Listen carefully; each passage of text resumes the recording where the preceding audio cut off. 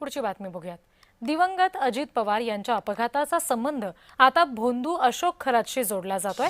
अजित पवार यांचा मृत्यू भानामतीमुळे झाल्याची चर्चा रंगली आहे। अजित पवार यांच्या घराबाहेर भानामती केल्याचं आक्षेपार्ह साहित्य आढळून आलं होतं। सामाजिक कार्यकर्ते अंजली दमानिया यांनी आता याचा संबंध भोंदू खरातशी असल्याचा दावा केलाय। ज्यावेळी अजित पवार यांच्या घराबाहेर जादू टोण्यासारखा प्रकार घडल्याचं समोर आलं होतं तेव्हा खरातचं लोकेशन ठाणे असं होतं। हा गौप्यस्फोट सुद्धा दमानिया यांनी केलाय। 17 जानेवारी रोजी अजित पवार यांच्या घरासमोर भानामतीचा प्रकार झाला आणि त्याच दिवशी अशोक खरातने 34 सेकंदात मोठे व्यवहार केल्याचा आरोप त्यांनी केलेला आहे। त्यामुळे अजित पवार यांच्या अपघाताशी अशोक खरातचा काही संबंध आहे का याचा तपास करावा अशी मागणी सुद्धा दमानिया यांनी केलेली आहे।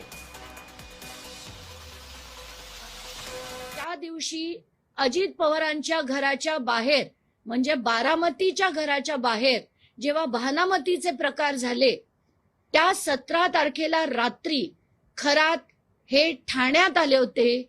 18चा पूर्ण दिवस ते ठाण्यात होते आणि 34 सेकंदामध्ये 6 फायनान्शियल ट्रान्झॅक्शन झाले, जे 6 फायनान्शियल ट्रान्झॅक्शन 34 सेकंदांमध्ये।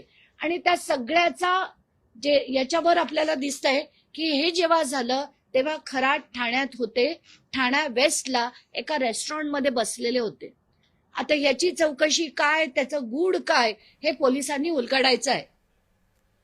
अजित पवार अपघातामध्ये भानामती केल्याच्या आरोपावरून वादंग उठलेला आहे। अजित पवार यांचा अपघात आणि खरात या संदर्भात विकास वैद्य यांनी विश्लेषण केलेलं आहे, ते आता बघूयात।